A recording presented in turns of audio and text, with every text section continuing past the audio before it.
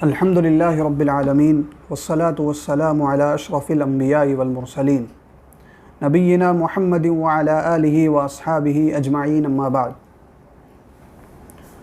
فاعوذ باللہ من الشیطان الرجیم بسم اللہ الرحمن الرحیم عن ابی ہریرہ رضی اللہ عنہ قال قال رسول اللہ صلی اللہ علیہ وسلم ما نقصت صدقۃ من مال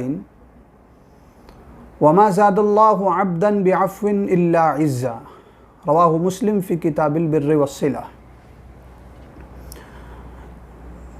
معزز ناظرین،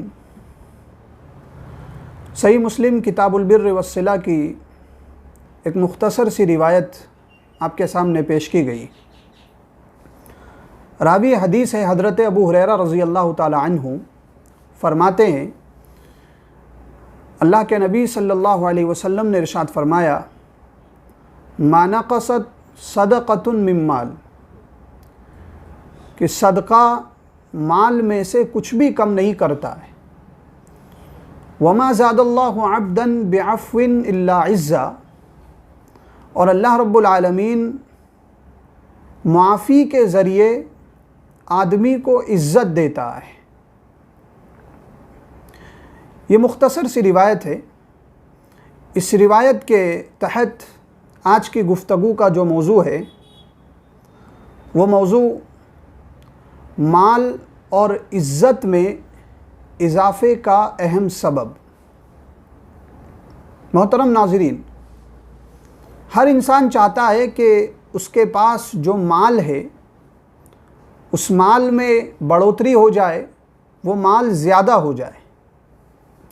اب اس مال کو زیادہ کرنے کے لیے وہ دن رات محنت کرتا ہے، مشقت کرتا ہے، لوگوں کے ساتھ معاملات کرتا ہے، کاروبار کو بڑھانے کی کوشش کرتا ہے۔ لیکن میں آپ کو ایک اہم سبب بتاؤں جو اس حدیث میں بیان کیا گیا ہے کہ جس انسان کو اللہ رب العالمین نے مال اور دولت عطا کیا ہے تو اس مال میں سے اگر وہ صدقہ نکالتا ہے، لوگوں کا خیال رکھتا ہے، لوگوں تک اپنے مال کو پہنچاتا ہے، لوگوں کی مدد کرتا ہے، غریبوں اور محتاجوں کا وہ سہارا بن جاتا ہے، تو یقیناً یہ وہ اہم سبب ہے جس سبب سے اللہ رب العالمین اس کے مال میں اضافہ کرتا ہے۔ یہ بات کیسے سمجھی جا سکتی ہے کہ مال خرچ کرنے سے مال میں اضافہ ہوتا ہے؟ کیسے سمجھ سکتے ہیں؟ آئیے ایک مثال سے میں آپ کو سمجھاؤں۔ ایک انسان کپڑا خریدنے کے لیے جاتا ہے، اسے کپڑے کی ضرورت ہے۔ اب اس کپڑے کو حاصل کرنے کے لیے اسے اپنے پاس رکھا ہوا پیسہ خرچ کرنا پڑے گا، اس پیسے کے عوض اس کو وہ کپڑا دیا جائے گا۔ اگر اس انسان نے پیسہ دیا اور وہ کپڑا حاصل کر لیا تو بظاہر تو اس کے مال میں کمی آ گئی، لیکن اس کے عوض جو اسے ملا ہے وہ جو چاہتا تھا وہ اسے مل گیا، یعنی وہ کپڑا چاہتا تھا اسے کپڑا مل گیا۔ تو اس کپڑے کو حاصل کرنے کے لیے اس نے اپنا مال خرچ کیا، تو مال کم کہاں ہوا؟ تو ایسے ہی ایک انسان جب صدقہ و خیرات کرتا ہے تو اس کا مال بظاہر تو کم ہوتا ہے، لیکن اس کے بدلے میں جو اس کو صلہ ملنے والا ہے یا اس کے عوض جو اسے حاصل ہونے والا ہے، جو اس کو ثواب ملنے والا ہے، یقیناً وہ اسے اس کی سوچ سے زیادہ ملے گا۔ صدقے کا ثواب اگر آپ دیکھیں گے، احادیث کے اندر بہت سی فضیلت صدقے کی بتائی گئی۔ اللہ کے نبی صلی اللہ علیہ وسلم نے صدقے کی فضیلت کے تعلق سے فرمایا کہ صدقہ اپنے رب کے غضب کو دور کر دیتا ہے۔ کسی انسان سے اگر رب العالمین ناراض ہو جائے، اب اس انسان کو چاہیے کہ وہ زیادہ سے زیادہ صدقہ و خیرات کرے۔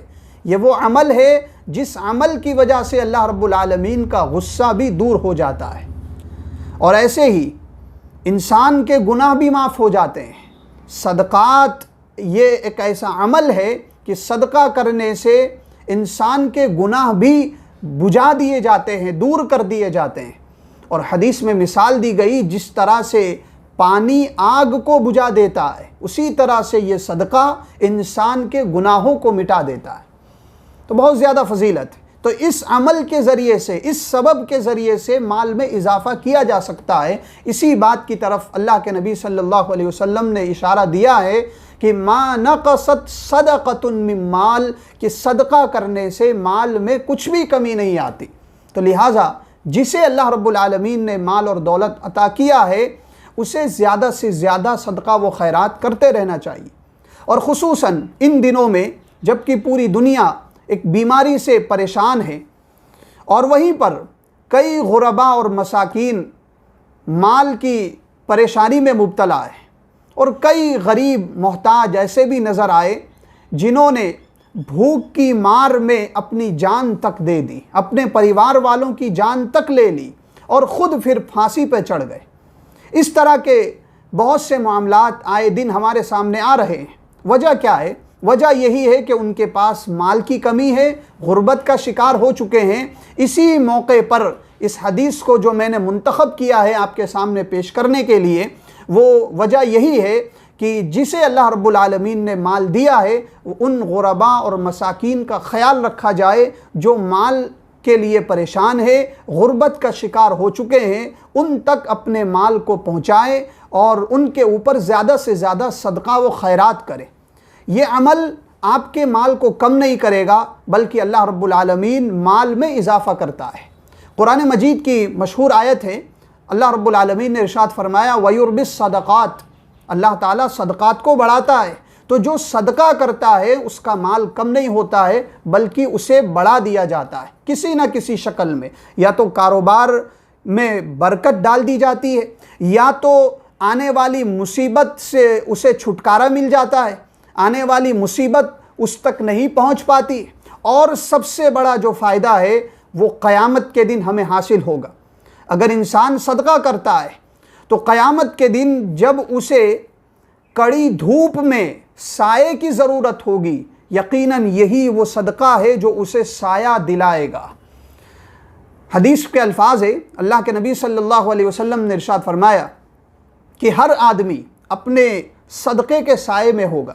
تو یقیناً جس نے دنیا میں صدقہ کیا ہوگا، غریبوں کا خیال رکھا ہوگا، محتاجوں کا سہارا بنا ہوگا، تو یقیناً قیامت کے دن یہ صدقہ اسے سایہ دے گا اور اللہ رب العالمین کے عرش کے نیچے بھی اسے جگہ دلائے گا۔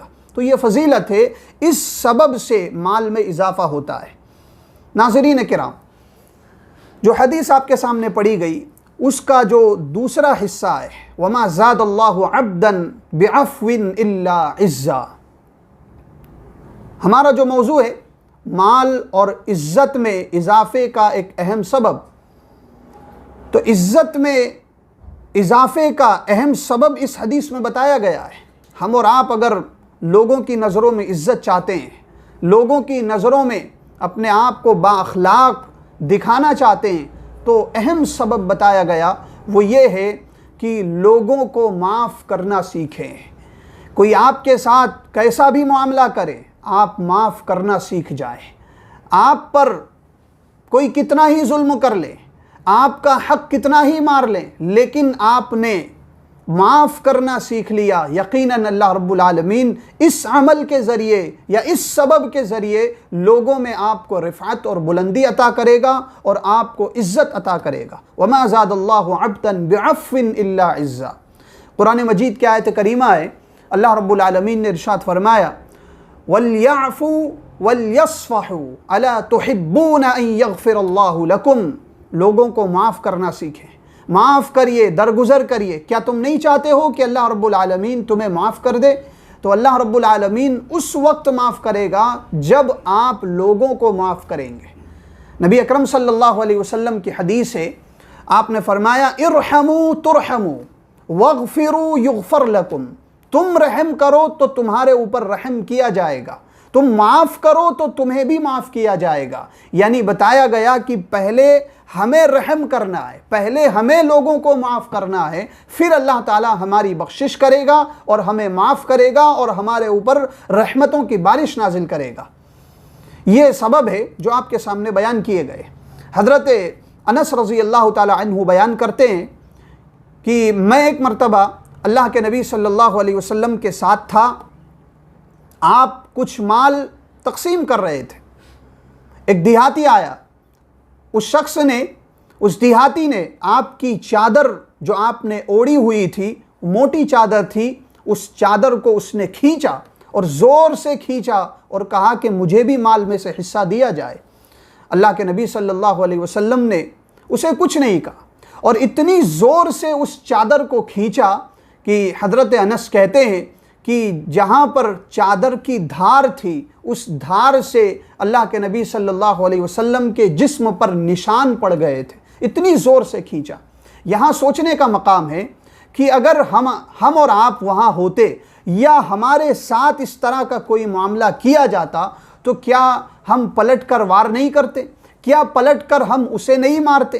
یہ رویہ ہے آج ہمارا، لیکن اللہ کے نبی صلی اللہ علیہ وسلم کا جو رویہ تھا، جو سلوک تھا، جو احسان تھا لوگوں کے ساتھ، وہ یہ ہے کہ آپ کے ساتھ کوئی کیسا بھی معاملہ کرے آپ اسے معاف کر دیا کرتے تھے۔ یہ معاف کرنا ہی ایسا عمل ہے جس عمل کے ذریعے اللہ رب العالمین بندے کو عزت دیتا ہے، اور اسی لیے اللہ کے نبی صلی اللہ علیہ وسلم کو اللہ رب العالمین نے اتنی عزت دی پوری دنیا والوں کی نظر میں کہ قیامت تک آپ کا نام ہر اہل ایمان کی زبان پر جاری رہتا ہے اور ہر روزانہ آپ کا نام لیا جاتا ہے۔ اس طرح سے آپ کو اللہ رب العالمین نے عزت بخشی ہے۔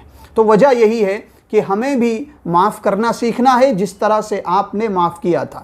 تو یہ حدیث ہے جس کا خلاصہ میں نے آپ کے سامنے پیش کیا ہے، اور مال اور عزت میں دو اہم سبب جو اس حدیث میں بیان کیے گئے کہ مال میں کس طرح سے اضافہ ہوتا ہے، عزت میں کس طرح سے اضافہ ہوتا ہے، یہ آپ کے سامنے بیان کیا گیا۔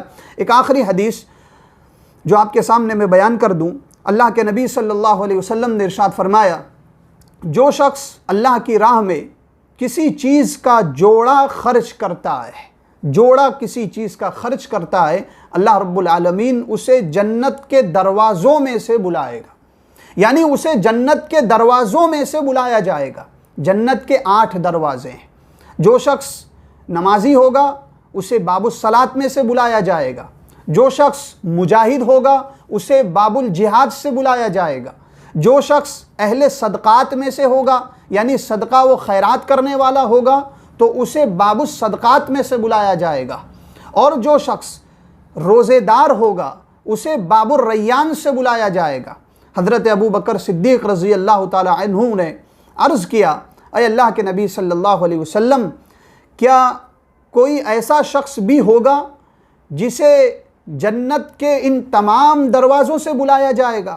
آپ نے فرمایا، نعم ارجو ان تکون منہم، ہاں میں امید کرتا ہوں کہ آپ انہی میں سے ہو۔